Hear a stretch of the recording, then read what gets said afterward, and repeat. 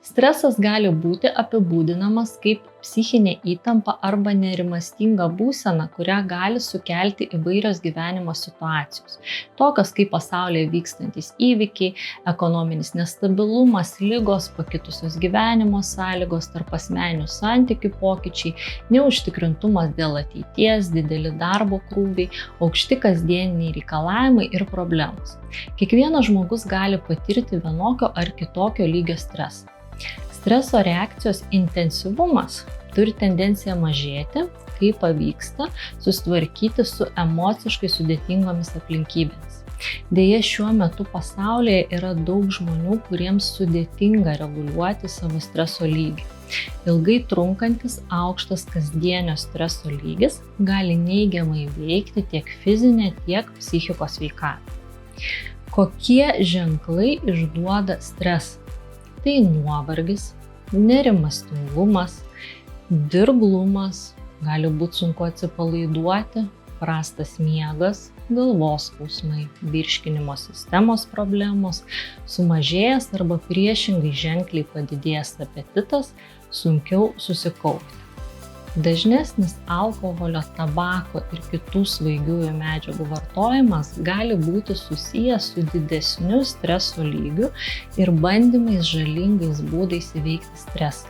Svarbu žinoti ir taikyti efektyvesnius ir fizinę bei psichikos sveikatą tausojančius streso reguliavimo būdus. Kas gali padėti mažinti kasdienio streso lygį? Sudėliokite savo dienos rutiną.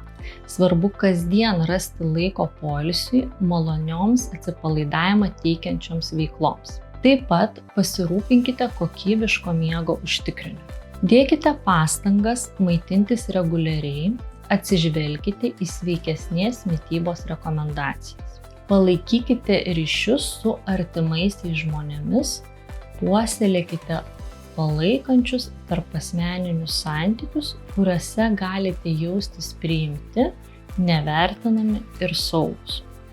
Į savaitės rutiną įtraukite fizinio aktyvumo veiklas.